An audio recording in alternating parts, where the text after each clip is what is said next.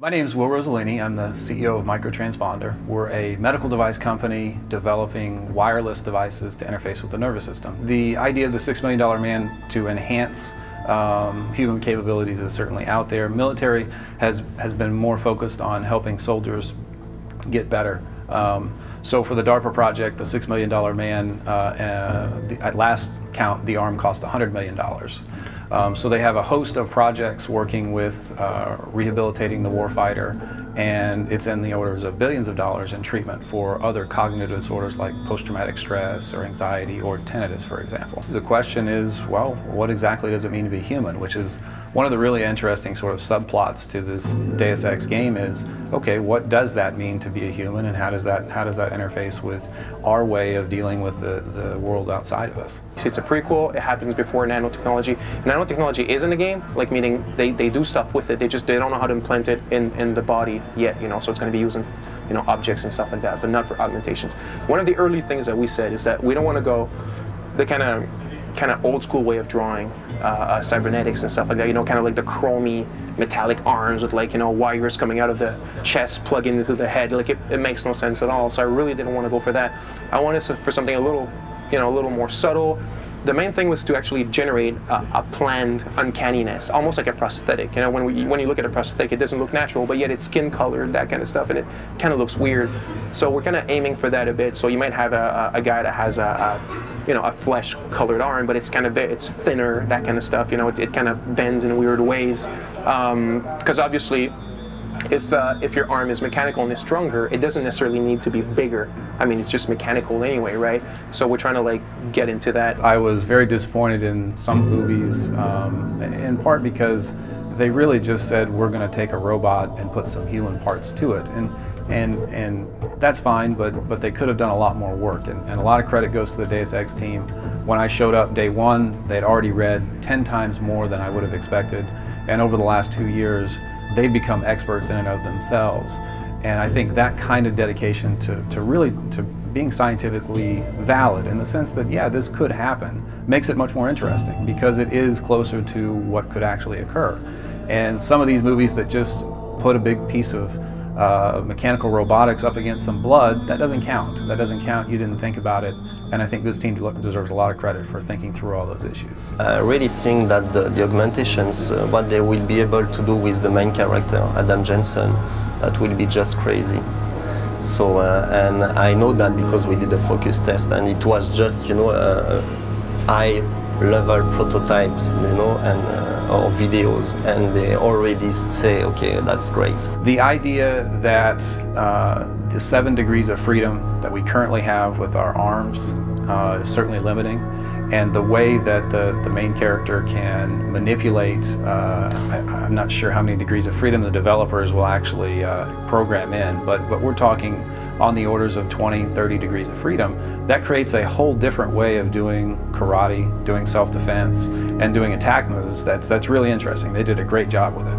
And so that's what I'm most excited to see, because I don't think any game has ever come close to delivering that type of gameplay. It's really fun to have those augmentations, but at the same time, it's something that we have to find cool ways to use them, and it's a pretty good challenge, I think. Yeah, we try a lot of stuff like Muay Thai, combat, capoeira, oh yeah, and well, street kind of fighting stuff. But I think that we're going to the, well, story-wise, he's an old Navy or a SWAT leader or something like that. So we decided to have something more military and like quick. Straight to the point. Straight to the point. It's not like you can just easily walk in a convenience store and just buy something, obviously, so it's not going to be extremely widespread, but it is there. We're going into extreme details, really, like as far as the hero's concerned, and the bosses, like really into the mechanics, and you see the things open, and you really see how they work and how they behave, and I think that's, I'm not sure that's ever been seen in game, really, that kind of attention to detail to mechanical parts and how they move and transform. It was a cool opportunity to actually get to, we're AI specialists, but then to get to work on a very special, boss battles are special moments. So 2 challenges, we had to take our tech and inject it into the DX3 engine. That was it. And then I think within DX3 itself is that, again, you're coming at it, and you could be anybody, right? You could have this augmentation, that augmentation, this weapon, and so balancing all this stuff, you don't know a priori what the guy is coming into the game, and you want to give him a great experience. You know, you want to be true to the designer's vision, but you want to give the player a great experience. So the balancing, that was brutally hard. The human claymore basically is exactly that. It's you know, you take how a claymore functions, and it's incorporated into the hero. It's actually an augmentation that you can go out and buy, and it's something that you can use when you're surrounded by enemies. You know, kind of like a last resort type of thing, and you trigger it, and he's got all those little latches that open in his body, and he literally, like, you know, ejects thousands of metal beads, and he just goes into slow motion, and you see the enemies flying off in the air, and all that kind of stuff. Very, very cool effect. I think people are dangerous. I mean, so technology is simply a tool, and I think that people are dangerous or not dangerous, and it'd be very difficult to, in fact impossible, to stop the flow of technology. You're going to get black market development regardless. So as an economist, first and foremost, I would argue that there's no need to stop any technology because the free market will take care of it. That said, there are controls in place that I think that we all could work on with clinical trials, with FDA, regulation of medical and drug products. That is an ongoing battle to make sure that there is a balance between aggressive development and marketing and safety of the patients. We launched the trailer, the CGI trailer, on the internet 1 week prior to the E3, and the response was quite absurd. We had, I think, 2.5 million views in 1 week, which is quite enormous.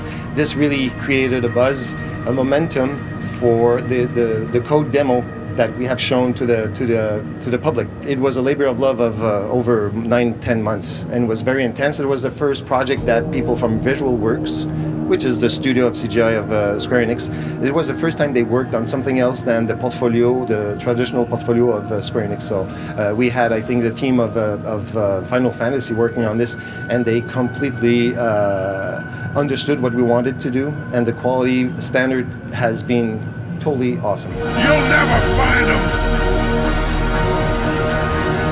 I'll never stop looking.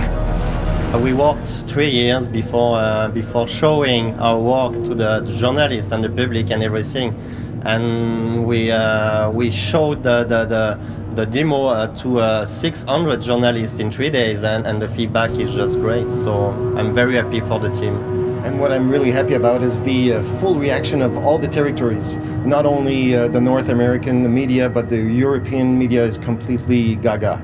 And we have also, obviously, our friends from Japan that have really looked at it very seriously, and they want to do a big launch in Japan. So that's a great news. When people come out of the demo and the trailer, they say, when is the movie coming out? So now we have just a game to do. So that comment is very important for us, because this means people have emotionally bonded already to the game, and they want to see more of it, which is a great sign. But this is where it ends.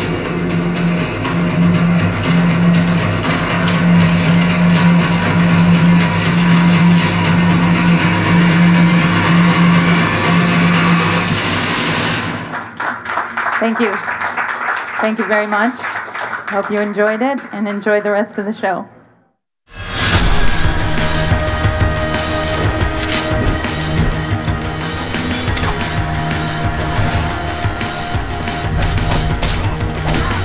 We were supposed to take the E3 demo and to add a couple of things, the UI and some other things, but these guys are so, they want to show the evolution to the media, to show the depth of the game. And I think David and his crew decided very late in the game to explore a new avenue for a new demo. And the demo that they chose really did hit the spot, because actually this demo was chosen roughly a month before Gamescom.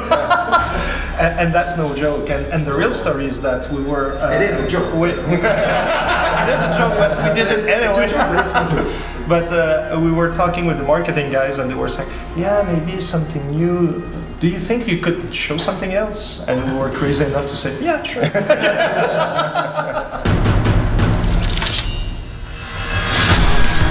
It's almost as if at E3 was like yeah, but it's almost as if this it looks like a great game, you know, it looks like a AAA and things are there, but the real Deus Ex answers were not fully answered yet. So it was like, yeah, okay, you guys are seems to be in a good way to make a great game, but Gamescom was really cool. We saw it was supposed to be a great game. Now we see it's a Deus Ex. You know, the multipath is there. All the promises have been answered. What's going on over there? Warren Spector was at the Gamescom. He was giving a conference at the GDC Europe, and David told me you should, you know, text him to invite him to a private session. So I said, yeah, good idea. So I did, as I do some at main events, but he doesn't answer. But sometimes he shows up. And to our big surprise, he comes through the Square Enix booth around in the middle of afternoon saying, I would like to come and see it, because he never saw code. Mm-hmm. And so we did organize that after the event at 6:30, 7 p.m. a private screening, and it was quite special. I mean, we were in our demo booth, all of our guys were here and showing the third installment of the game that the father, you know, the spiritual father was there, and I think we took a lot of pictures, and I remember one quote he said, it really looks and sounds like a true Deus Ex, and for me that was sufficient.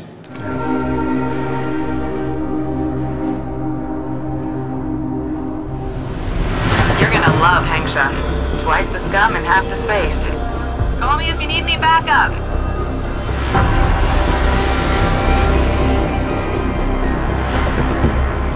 There's a nightclub in this sector called the Hive. If our hacker went to ground here, chances are the owner will know. These guys, first of all, they came because they came to the new studio. They left behind jobs that were incredibly interesting, working for very good companies on very good franchises. But these guys left everything. What have we done? But these guys left everything to come to a brand new studio with not even permanent offices yet. But they had this passion, deep passion, and I think for all of us, it's the project of our life. Yeah. And we want this to be our signature. And once you start with that, and you work hard, you have good support, you have a good team, and after 3.5 years, if things are not so bad, the results will be there. Yeah, I think it's exactly that. I think really, is it a great game or not? I think it's not up to us to say this at all. I think it's not our business. I think it'll be the players and all that. But what I think was really that it's a major endeavor of passion. Like the journalists, like they come here, like we have like journalists that have been in the business for 20 years, right? And they come here and they tell us stuff like, man, I haven't felt that in like 10 years. Like the kind of spirit there's here, the kind of energy. They're really like, there's really something going on. How much is that in the game? I think that passion is in the game, definitely. Will that make a good game? Like I said, I don't think that's really, I think we have a great product, but I mean, but yeah, I think it's really a work of passion and a work of I think like really smart people that like are really freaking structured, organized and stuff like that. And yeah, that's what it's all about, and it's a great team. And you know, we've been told at the Gamescom, right? They were looking at all the pictures of all the different teams, of different dev teams, and then when they got to our picture, the journalist was like, "Man, it's like I couldn't put my finger on it at the beginning, but it's like there's something about you guys." And you realize your picture, you guys are all kind of laughing and goofing around, and I think that's what it is really. It's a goofy game. Cut.